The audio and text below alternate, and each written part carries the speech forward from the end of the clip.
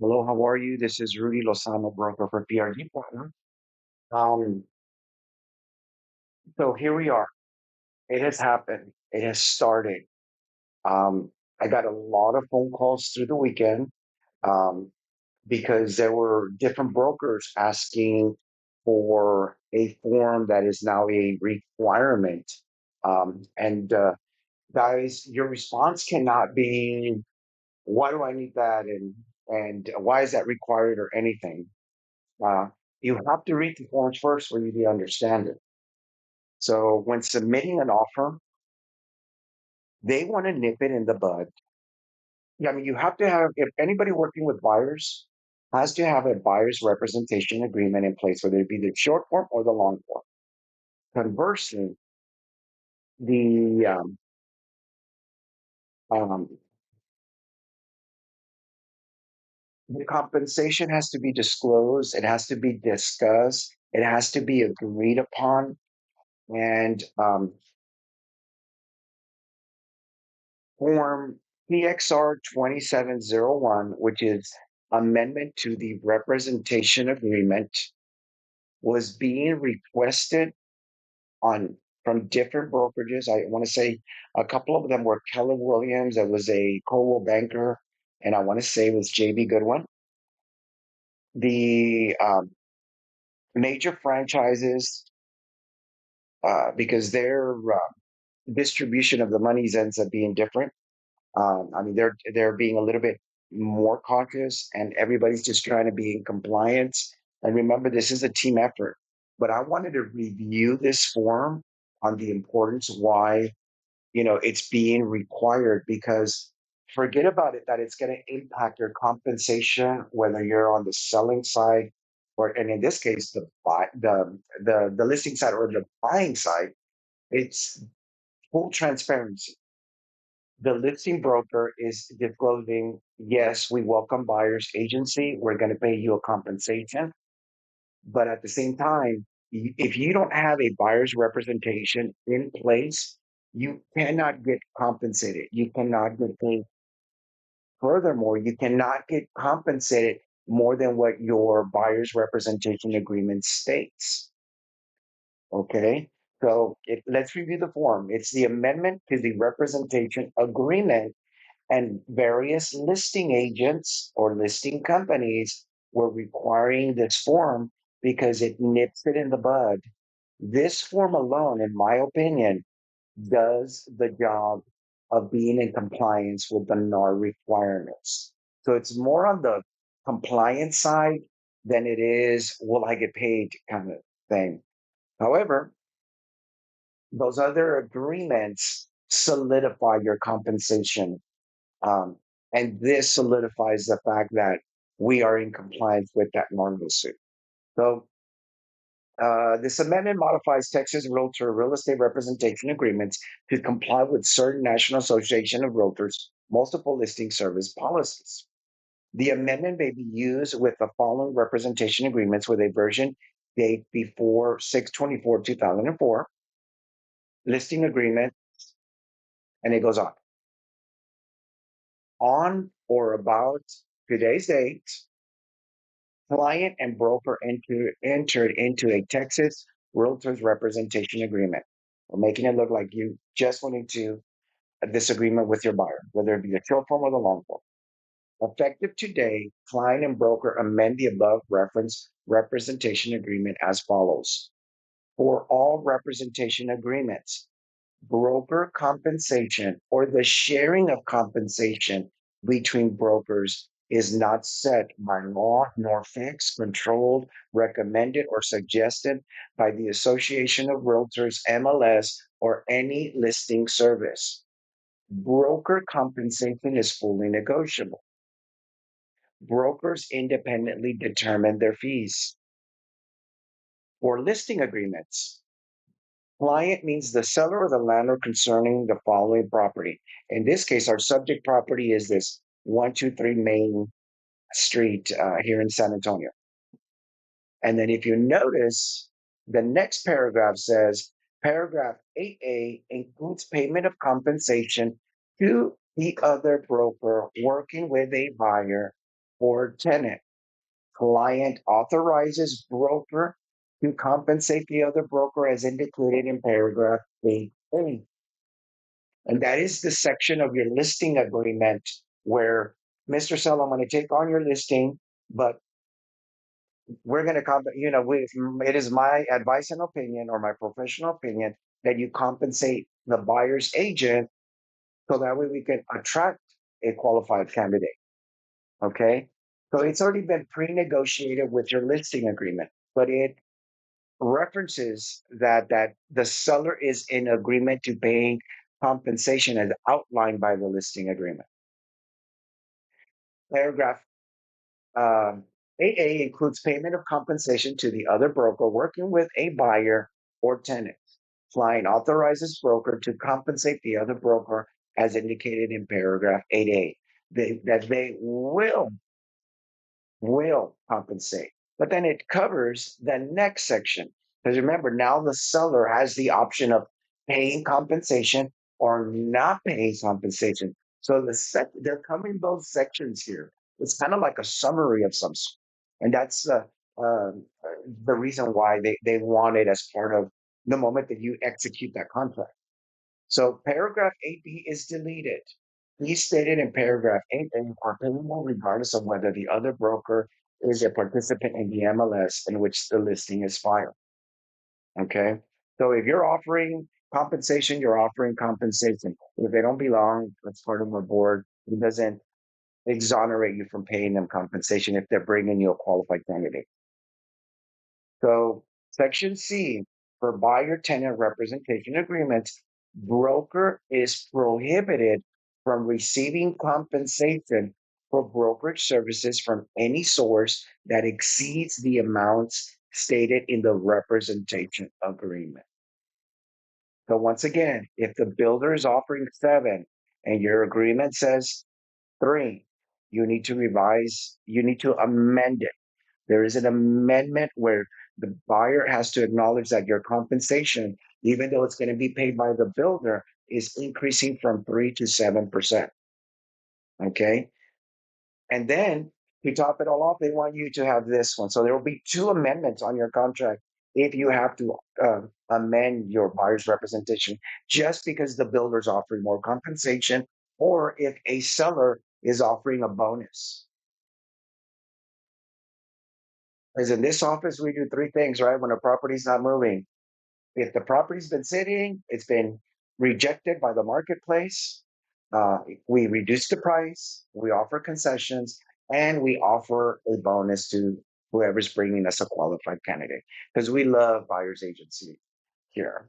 And then, of course, we do intermediary. So it's in everybody's interest to work together to help the seller sell their home by being compensated handsomely. Okay. So I wanted to start. Okay, I'm gonna go over the exclusive right to list right now, but this form becomes ever so important whether you're um, on the buying side or the selling side, because they're saying that this form does it nips it in the bud in order to be in compliance with this NAR settlement. Okay, so it's just more paperwork, nipping it in the bud, full transparency, full disclosure to the seller, to the buyer of everything's negotiable and everything's outlined in separate agreements. And they're, I think, going overboard with the documentation, but because it's $1 billion lawsuit, they're being extra cautious. Once you guys get used to doing it, it'll be this. Hey, I'm gonna sign the package. We've already talked about compensation. You want the house, right? And this is the offer, but hey, there's a lot of other stuff, that I'm gonna send you, and you definitely want to cover it in your buyer's orientation. Don't go into too much detail because remember, if you're working with the buyer, if you're working with the seller, you want to encourage them to pay for sure. Okay. The city's too large and then nobody works for free. And it's 100. Yesterday was 106-degree weather outside. Nobody's going to get in their car and attend your open house or bring you a qualified buyer. Nobody. So when you take on the listing, make sure you negotiate from a position of strength, collect 6, 7, or 8%, especially in this marketplace, because they're going to wish they paid that compensation rather than their house sit for 4 or 6 months. Conversely, on the buyer's side, like I said, it's not 2022 and it's not 2025. Hopefully, the marketplace will be more liquid next year, which all of a sudden we're starting to see certain things happen with the rates starting to decline, and folks getting motivated, even though it's not peak season. I really wish these rates would have come down in April or May because we would have had just an unbelievable summer. But at the end of the day, when you're taking on a client, a buyer as a client, you have to discuss different scenarios. Don't be an alarmist. Tell them you're going to do, there's 4 buckets to collect the compensation on the buying side. And once again, that is from the seller, from the builder, and you're a master negotiator. So you're going to try to get concessions. Okay. And then any little bit that you can't collect might be your responsibility. But I'm going to try to make sure it's the least amount because there's 3 other buckets that can do. Okay. So once again, when you do your buyer's orientation, don't kill the deal. Don't kick them out of the office, and don't do that. Tell them we'll figure things out. If we like one another, that's the reason you want to start with the short form. Because, hey, let's start with the short form. That way you're only committed to me for 24 hours or 48 hours or maybe a week to determine if I'm listening to you, I'm exposing you to options. And if we can pinpoint a community or a school district or whatever, well, then if we decide to work together, well, then, we'll take it from there. Okay. Um, but Form 2701 is now a requirement. We'll update your checklist today. So whether you're on the buying side or the listing side, it seems that brokers are going to require this just because it summarizes everything from the listing and everything from your buyer rep agreements. Okay. So information about brokerage services. Continue to provide this. This is informational purposes. This form um, has been revised. It is a little bit better, but no doubt about it, guys. There's elimination of sub agency. There's only under one condition that you can work as a sub agent, and I'm going to explain it. Once again, you clearly represent the seller, you clearly represent the buyer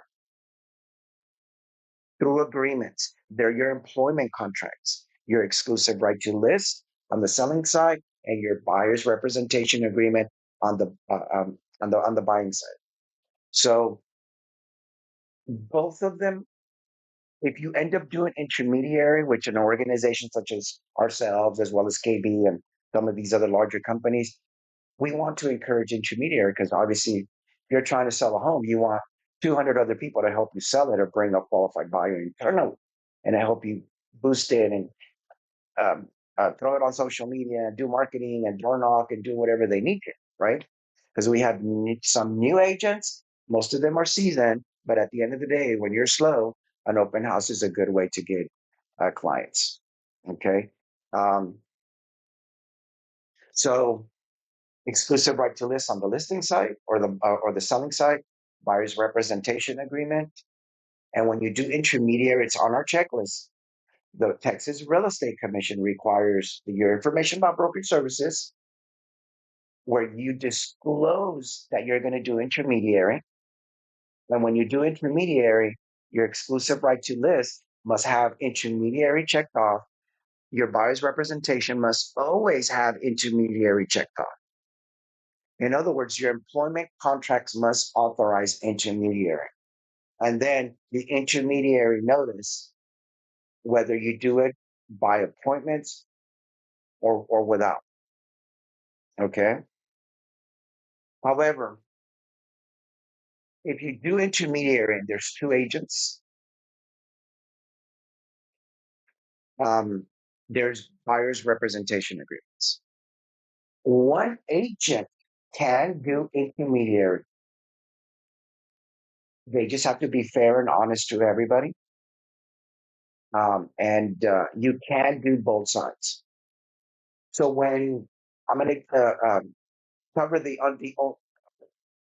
uh, under the only circumstance that I think that sub agency um, can exist, you're doing an open house or you're getting ready to go live on a listing. The neighbor from across the street comes and says, I've been living here for 50 years. I want to buy the house right across the street from my mother's house, which is this. I want to buy this house. And they're running the show. Or let's say it's an investor. At that moment, they're telling you what they want to do. And you're keeping it professional. You're not wanting to be, you don't want to know whether they get their car clean and their hair done or nothing. No, you keep it professional. You represent the seller. You are the listing agent. It just so happens that an investor or the neighbor across the street is coming because they saw that you just posted for something. At that moment, if you keep it professional, you can collect both compensations. But if you treated that investor or that individual like a prospect, this is the school district, this is the square footage, this is the guy, this is trash pickup, and you give general information, and you can treat. I mean, because your fiduciary duties are to the seller. Many agents make the mistake of thinking that they have to do intermediary and talk too much, and when nobody's asking for your opinion, they're telling you they want it, and your job is okay. Let's sit down. Are you pre-approved? Yes. I need that letter. Do you know what you want to offer? Okay, and start filling out the contract. And if they ask you opinions for your opinion, you say, "I'm so sorry. Like I told you at the house, I represent the seller." Okay, so you're going to have to tell me what you want to do. The next paragraph is the title policy. Who's going to pay for that? Are you going to pay for that, or you want the seller to pay for it? And you can go down and ask the questions. Okay, treat them as a consumer. Treat them as a prospect. At that moment, you're providing sub agency. Okay, because your fiduciary duties are to the seller. Okay, okay. So very highly motivated buyer or an investor. An investor is not going to ask you, "Hey, I want to lower the price $10,000. I'll pay for title. I'll pay for survey. I want to close in a week. I'm going to pay cash." Where in the equation did you give advice and opinion? Okay, I represent myself. I'm going to get paid for two compensations of this full 6 or 8%, but you didn't give the investor advice and opinion. Okay. So it's the call that I take most. That's the reason on Friday I do a class with intermediary because I want to make sure that you guys are in compliance. If we ever get a complaint from the Texas Real Estate Commission, our paperwork needs to be in compliance. Because no doubt about it, guys, this lawsuit, it is not the end. I think it is only the beginning. That's the reason they're being overly cautious. So once again, it's another form. Understand them. I just explained it to you. Just have it in your package. If another broker wants another form, just do it. As long as it's not a form saying that you're waiving your compensation, just do it. Okay. And work well with others. We only do, I mean, are you saying that you're recommending that we do this amendment to representation agreement just every time, whether it's asked for or not? Well, what ends up happening is as the listing agent, you're gonna want to have it in your file because this brings us back into compliance with NAR because they're thinking that the other forms have gotten too wordy because the buyer's rep agreement is long. The exclusive right to list, it covers a lot of stuff, but a one-page document summarizing everything, if you're the listing agent, you want this executed by the other brokerage because it confirms the fact, hey, you don't have to provide me your buyer's representation agreement, but you need to provide me this because then it references the fact that they have a buyer's representation agreement without asking for it. I would imagine that we will be required if the seller is only offering 3% in compensation, and you're needing to collect 500 or $1,000 because there are people that collect more than what's being offered. Um, Client has to do it all the time. There are agents in this office that collect four plus a 500 or $1,500 fee. Um, and then at that moment, the title company has asked us to email the buyer's representation agreement. And I'm talking about 6 months and a year and 2 years ago. Okay, because you can't charge, and this nips it in the bud that you can't charge for more than what your agreement states. Okay, same thing, same concept is like when you go buy something, hey, you told me the price was $1,000 and now we're at 1,500. I didn't agree to that. Those are the conversations that they're trying to avoid by referring everybody to the written agreements. So that way there's not a breakdown in communication or the buyer feels that they didn't weren't given the options, right? So um, very interesting. Very interesting. It was certainly a very interesting weekend for me because I took a lot of calls because brokers were asking for the form. So I'd rather be proactive, let you know about it. It'll be on your checklist and just do it because at the end of the day, because everybody's in real estate, everybody has a license. It's kind of like the lead-based paint addendum, guys. That is a federal form. It requires both the buyer and the seller to acknowledge it, as well as the two brokerages must sign it, uh, confirming and verifying that you did have those discussions about lead-based paint with that family because that property was built prior to 1978. So there must always it must always be acknowledged on both ends, and this is one of those forms where I don't know if you did it or you didn't do it, but I'm requiring it because then all of a sudden, hey, I went the extra mile and on the listing side asked you for this amendment to ensure that you were compliant on your end. Okay. Because it also checks the listing agent. We're offering compensation. I've had that discussion with my seller. And then conversely, you have a buyer's representation agreement. You've had your discussion with your buyer. Full disclosure, full transparency on both ends because they're trying to put us in a situation where, what do you mean, Mr. Seller, that you didn't know that you were going to pay compensation? You signed my exclusive right to list. What are you talking about, Mr. Buyer? You signed my buyer's representation agreement. I told you that my compensation came from four buckets: the seller, the buyer, concessions, and or any difference you were going to be responsible for. Here's my buyer's representation agreement and all the rest of this addenda that repeats it and repeats it and repeats it. What do you mean? You didn't understand. Okay. That's the position that they want to get us in to ensure that we don't have to pay any claims into the future. Because you're always going to get that one or two individuals that, no, that's not my signature. No, no, no, no, no, no. So to protect you guys, your buyer's representation agreements, we will need your certificate. When you DocuSign over, there's a certificate that you can print out that states what email that buyer's representation agreement was delivered to. Because if your character is questioned or they're not wanting to pay you because you send it to somebody else's email, no, I need to send it to your email. And if it's husband and wife, send it to both. Okay. And then you have a certificate through DocuSign verifying that they they were in receipt of it, right? Cover your assets. Okay. Stay in compliance.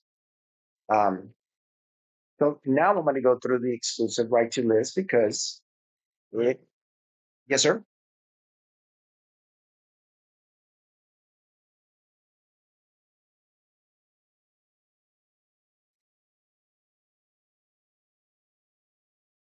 Well, what it is that technically it should come from, if you're the listing agent, you want to ask for it because you're making them, if they're at a small brokerage where they haven't done anything. I mean, we just had a couple of people transition in from other brokerages where the broker hadn't even had a discussion about them. Okay, so not everybody's on the same foot. So, so once again, we're seeing this from the bigger brokers, and I guess their legal counsel, where they're saying you might want to get this amendment to the representation agreement, because then the listing agent is working with the buyer's agent and saying, hey, if we're going to compensate you, I don't need to see your buyer's rep agreement, but I'm needing to see this amendment to the representation agreement, that if you don't have one to begin with, your firm is out of compliance. But by you asking for this, and then it highlights the what they wanted to accomplish from this settlement, it it puts them on notice that they're gonna have to operate in compliance by executing buyer's rep agreements.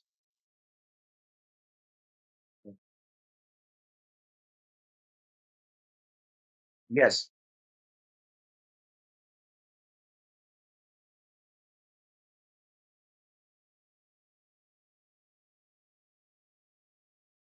It's up to you. I mean, once again, you're the one that's doing business and you're conducting business. I mean, once again, if you're going to just be showing houses in Alamo Ranch, it could be for like a week. But if you're going to be out showing property in the country, I do it for a month. And then on your second or the third visit, well, at a certain point, if you find them a property in 3 days or in 3 weeks, and you're on the short form, the moment that you're going to submit an offer, I would immediately, and you've confirmed compensation, right? I would immediately transition to the long form, because then you'll have the short form to start, just so that way you don't freak them out. Because if you give them the long form, you're going to freak them out and they're not going to want to sign it. Okay. But once you find them a property, they'll sign anything because now they like you, they love you, they know, they've heard you negotiate the deal, or they know that you're knowledgeable. And at that moment, you won them over. They're going to sign whatever you want them to, right?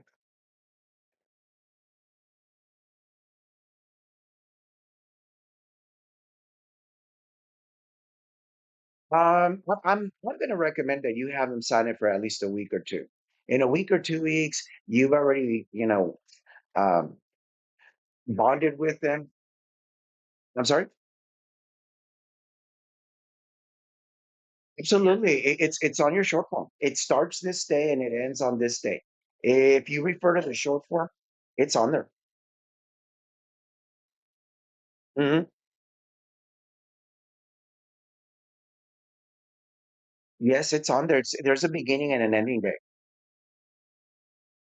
Yeah, it should be the short form buyer's agent relationship. There must be a beginning and there must be an end. Okay. Yeah, I would go back and revisit that. But so once again, it's a team effort, guys. It's a team effort. Everybody wants to be in compliance. I saw a lot of. I'm actually going to have Alejandra, Clint, and Tina, because we need to finish the integration this week. For those of you that have listings, is that you need to update your profile on your Sabor.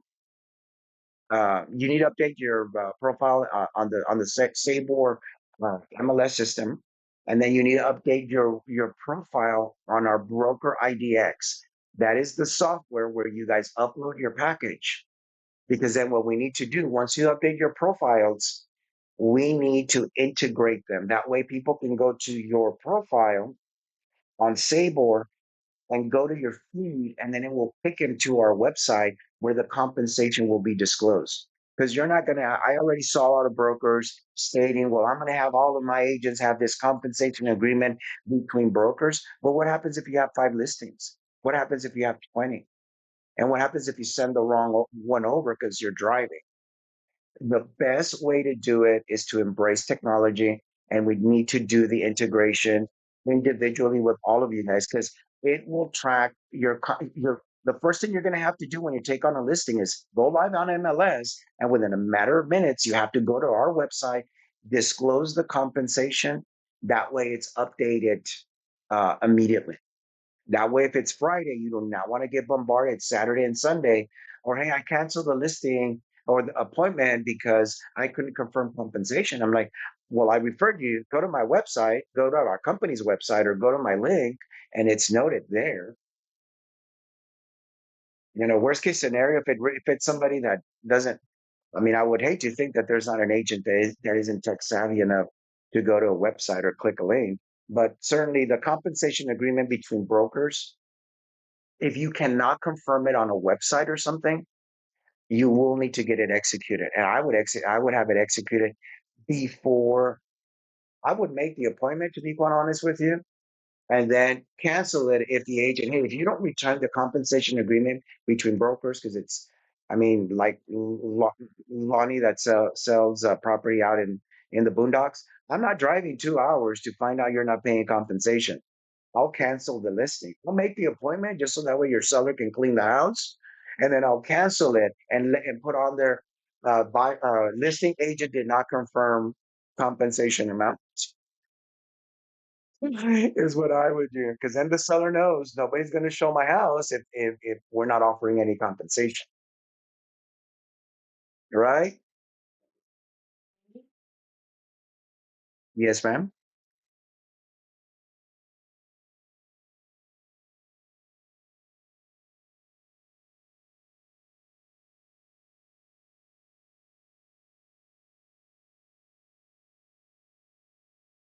Mhm.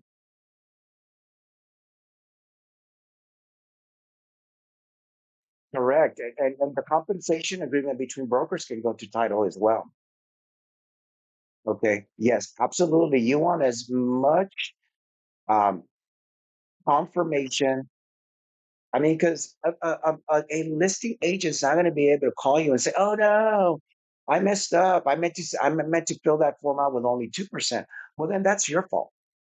How about you take the hit? But my compensation agreement states three, and if you don't pay me three, I'm going to file a complaint against you with track. Because then all of a sudden your business practices need to be questioned, right? So once again, do the compensation agreement between brokers. If you're doing a for sale by owner, it's the compensation agreement between the broker and the owner. If it's a for sale by owner, your information about brokerage services, and then of course this amendment to the representation agreement that nips it in the bud. That whether you're the listing agent or you're the buyer's agent, this form will probably be required just because it summarizes the NAR settlement requirements.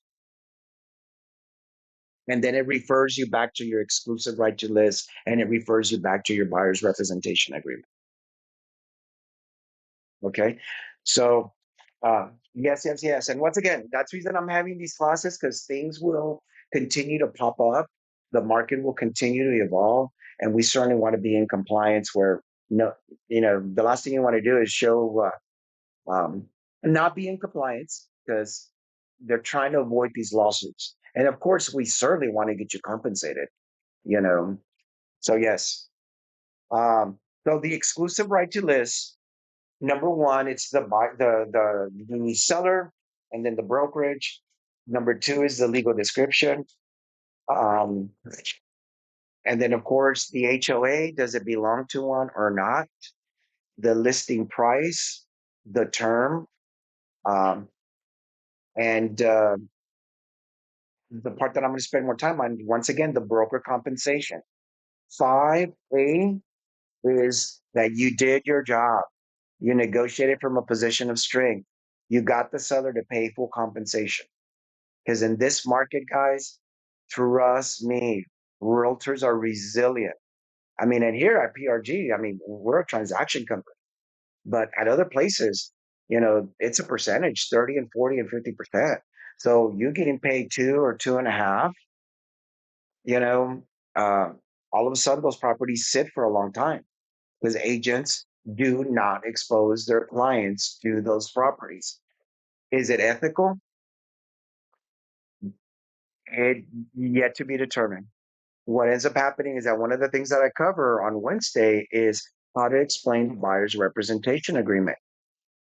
Okay. Well, first of all, the exclusive right to list is Mr. Seller. I would be doing you a horrible injustice if I took on the listing for 4%, because then that means we're going to shortchange the buyer's agent. Trust me, you're going to sell all your houses in this neighborhood, or they're going to be going 80 miles an hour to a new home builder earning four, five, six, and seven. Your house will not sell. It would be a horrible, horrible travesty if you can't take that job in Seattle because you decided not to pay $6,000 in additional compensation and that you couldn't continue your life journey. I want to do you justice, but I'm letting you know there's no incentive like the financial. Pay the buyer's agent commission, six, seven, or eight. You know, basic services, extended services, and full services, six, seven, and eight. Negotiate from a position of strength. Conversely, your conversation with the buyers. Now, Mr. Buyer, I want to let you know about this lawsuit.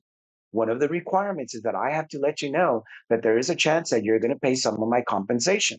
But I'm a master negotiator. I'm going to collect it from the builder. I'm sorry, from the seller, from the builder. I'm going to get it in closing costs or concessions. And then if there's any minor difference that I wasn't collected, you will be responsible for that. Are you good? Yeah, I'm good. Let's start. Let's go. Let's go. Sign here. Woo! Let's start our journey. Keep it simple. Don't make it too complicated. Okay. So then once you get their confidence and they like you, go from the short form to the long form. And in the long form, throw in compensation. The existing market, you might want to do three or four, depending on how much you charge. And then hit the space bar and do up to 4%. And then on the construction side, you want to do up to 7%. Nobody's paying 8. They allow up to 8%. HUD allows up to 8% real estate compensation on an FHA, VA, USDA, and A paper conventional deal. 8% is the maximum compensation that can be paid on a real estate transaction that falls into those buckets. And most of the deals, guys, will close um, uh, in those categories: FHA, VA, USDA, and conventional. HUD allows up to 8%. DR Horton is the only builder that I know that's paying up to 7. So on your buyer's rep agreements, up to 4%, and then on the construction side, do up to 7%. Because remember, you don't know if you're going to go sell a track home and you're going to close within 30 days, or you're going to be on a 2-year journey with them, finding land, developing the land, the infrastructure, civil engineers, a water well, a septic, and then go through 4 or 5 custom home builders. That's approximately 2 years. I've been involved in one of those. And it was horrible because the buyer was just terrible. And at the end, she had the nerve to say, "Well, you got paid." It was an $800,000 deal, but she called me at all hours of the night, even Saturday and Sunday. It was a mess. I invested so much time in that transaction. It cost me 2 years of my life. And I said, "No, you paid me minimum wage, maybe less. Every time I had to respond to you and the calling and the texting, being available to you, and then having to put out all your fires because you were upsetting everybody. So if I had to go back, you probably didn't even pay me more minimum wage because of the time that it took for me, to get you from beginning to end. It was 2 years. He fired 3 general contractors. It was a nightmare. So once again, give him that story. Hey, I don't know if I'm going to be involved with you for 2 years. So hey, I'm just going to put on here up to 7%. And like I said, if the builder offers 5, I'll make that decision at that moment and maybe waive the other 2 points. Okay, so whatever the builder pays, then you got it covered. You don't have to amend your buyer's representation agreement and do more paperwork. Up to 3 or 4, up to 7% if you do new construction. Okay. So in this case, 5A, the seller has agreed to pay for compensation. Do not put dollar figures, only do percentages. Okay. Because then if you lower the sales price, and we're seeing those frequently, just in one day, I get like 5 or 6 price improvement. The last thing you want to do is go back and correct all your paperwork. So leave it as a percentage. Oh, guys, and also on the buyer's representation agreement, the short form, Do not do not get paid per showing because it's real hard to double back and then want to get a percentage. So always put 3 or 4%, even on the short form. Because if you fill in that slot that I'm going to charge you $150 to show you 3 homes, when you're negotiating the deal, they're going to say, well, you only showed me 3 more homes. Why can't I just pay you $150? You want to have that conversation? Don't do it. Don't do it. Don't do it. Leave it as a percentage. I'm better off losing $150 and you not paying me and we part ways than you think that I'm going to work for $150. And all of a sudden, I found you $1 million home and the seller's willing to pay me. You're not even going to pay me, but then they're going to want you to collect $150 paycheck and then they're going to make you rebate the rest of that money. So don't do it to yourself. So 5A is with compensation to the other broker. And conversely, you're going to have always that compensation agreement between brokers. Okay. And if you notice, this doesn't require the signature of the seller. The brokerage commission, the full commission belongs to the listing broker. Okay. We are sharing the compensation because whether it's somebody in this office or somebody from Keller Williams or JB Goodwin or Century 21 or what other brokerage, whoever takes on the listing is letting the seller know that, hey, you don't have to worry about, because it might be somebody from my office or it could be somebody, you know, uh, from the 14,000 other realtors that are in the city of San Antonio, right? So, but I'm really hoping that these forums will keep everybody honest. Um, and I know that maybe some other brokerages are not going to be in compliance. It's going to be very rough till they get used to doing it. But certainly do not show property unless you can confirm compensation. That's the reason we're going to finish out this integration this week because we need people to go to our website, take a picture of it, print it out, and you could be out showing property or not be in the office to be able to send them this compensation agreement. It's not necessary. Let's embrace technology and get everybody integrated. That way you can refer them to the company website. Okay. So, excuse me. So, the other section is when the broker is not paying. Um, 5B would be when the compensation is not being paid, guys. And at that moment, you'll end up probably even losing the listing in this marketplace. Now, if it were 2022 when the market's liquid, or hopefully maybe next year, when the economy recuperates or bounces back, um, it will people will get off the benches and start looking for homes. And hopefully the rates will continue to decline and we'll get out of this mess that we're in right now with the inflation. But right now, if a seller's not paying full compensation, their house is sitting. It boils down to that. Everybody needs more money. And by you knowing that they're not offering or they're offering 2 or 2.5, you know, you'll probably skip that home. But do not show a home. Read the comments. You know, reach out to the agent. Try to get it verified. Find out what platform. Like I said, I would go as far as making the appointment and then say, hey, to be able to keep my appointment, I need for you to confirm the compensation because it's a drive for me. Because otherwise, I'll need to reschedule for a different day.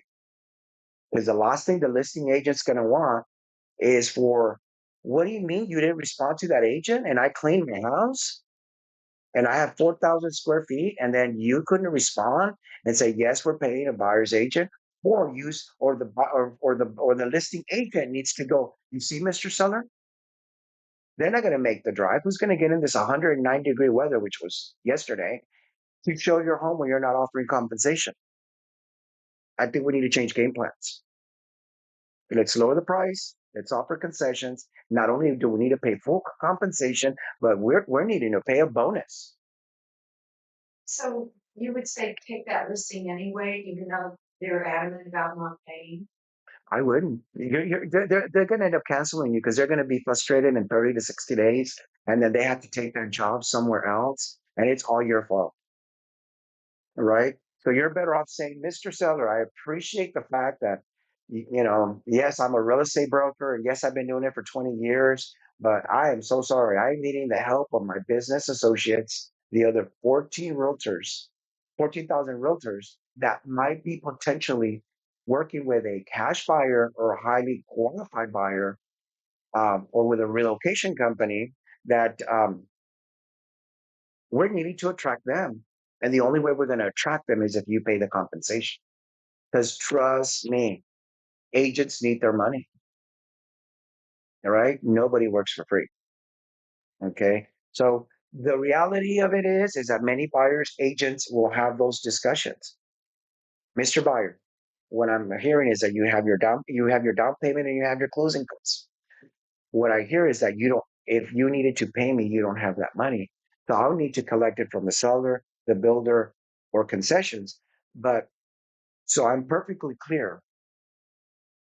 In the event that we find a house or there's a house in my search, do you want me to filter the search to exclude properties where they're not paying compensation? Yeah, that's I think what I'm saying. Yes, okay.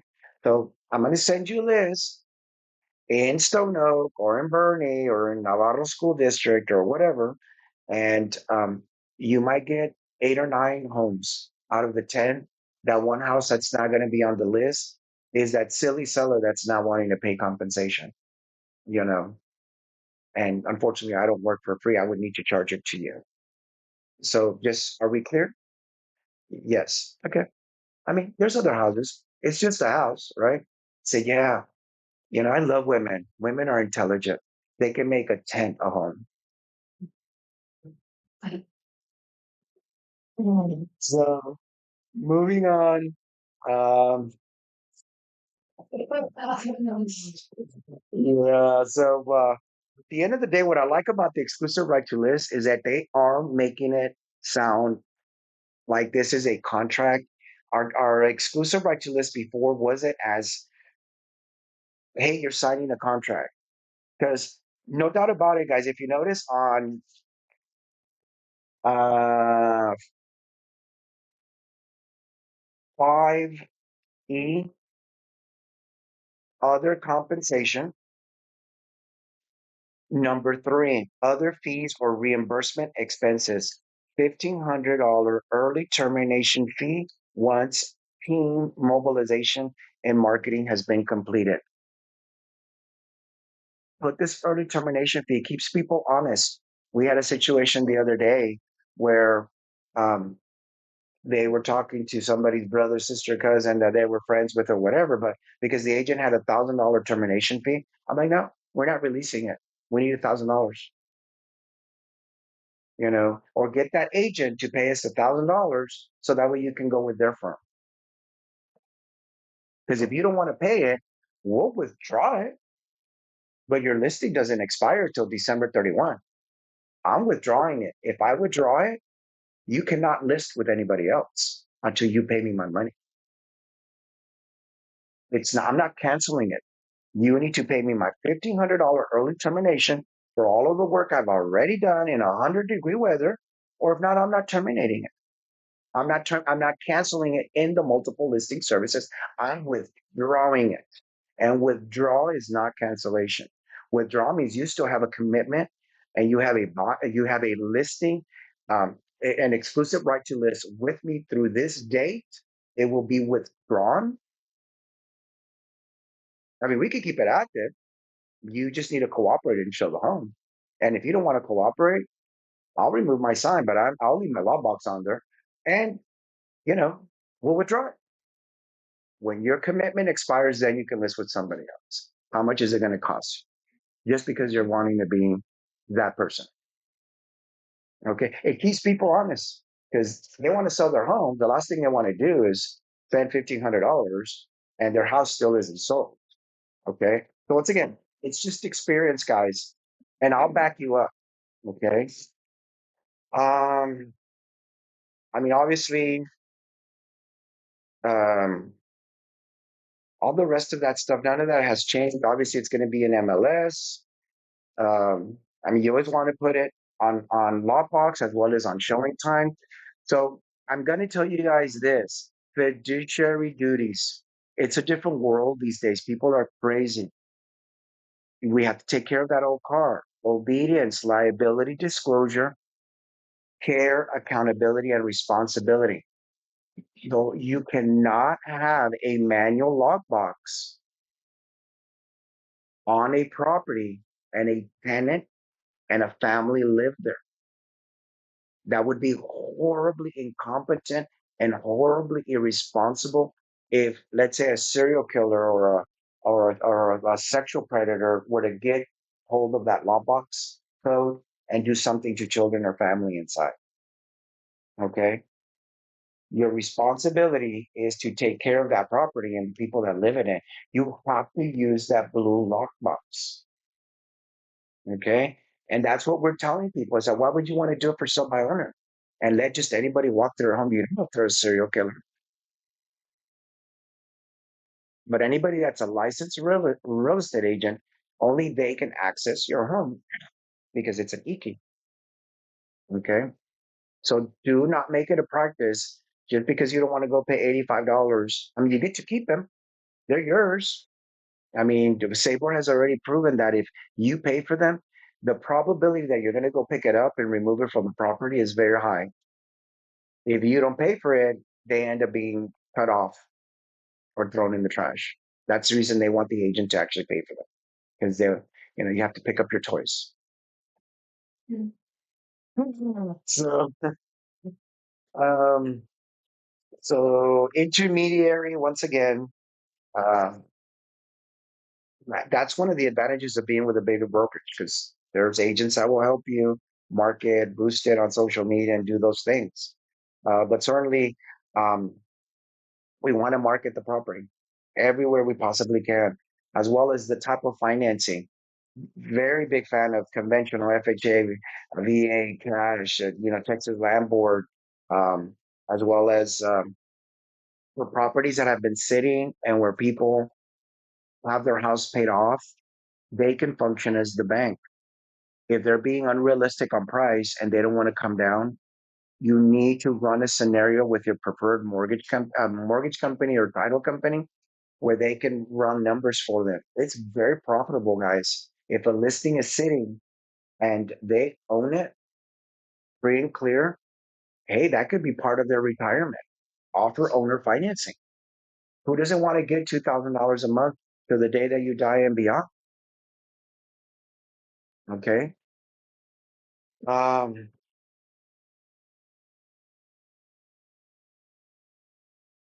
on section F, it wasn't here before, but this is the section that needs to be checked off that the seller does authorize the broker to offer concessions for buy down or whatever. Uh, Seller does authorize broker to share with other brokers. Let me tell you what it is. It's 11F, 11F, broker's authority. Seller does authorize broker to share with other brokers and prospective buyers that seller will consider contributing an amount towards buyer's expenses, such as buyer's broker fees or other expenses payable by buyer under a sales contract. Okay, that includes prepaid, closing costs, the difference of commission, etc. Seller is not obligated to pay any specific amount and has sole discretion to determine the amount seller will pay towards buyer's expenses during negotiations with the buyer. Okay, and then it refers you to another form.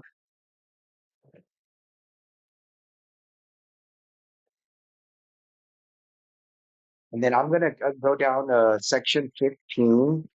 If you're going to help a seller sell a home and they're going to buy another one, in special provisions, you can put seller will receive a realtor rebate of 1% on the purchase of their new home at closing and funding. So on the listing, you're going to collect your full compensation. And then when they actually close with the builder or on another home, well, then you're going to rebate. I mean, if some of you guys do a move up program or just to retain the client, but you collect your full compensation and then you rebate it on the closing of the second. But you don't do it on the $200,000. You don't do it on the $1 million home. They're selling a $200,000 home. You want to give them a $2,000 rebate on $1 million home, not a $10,000 credit because if they bought a $1 million. Okay. All sorts of forms, you know, all sorts of forms, and you need to be familiar with them. The more you cover, the better. I mean, um, it's just not stuff right now that I want to cover. I wanted to focus more on the compensation, on the compliance piece, as it pertains to the SNAR agreement, or the SNAR settlement. Read read the exclusive right to list. Be familiar with it. Know which things to highlight.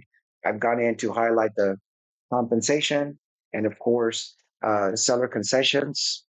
Um, and then just different things on both ends from the buyer perspective as well as the listing perspective. Does anybody have any questions?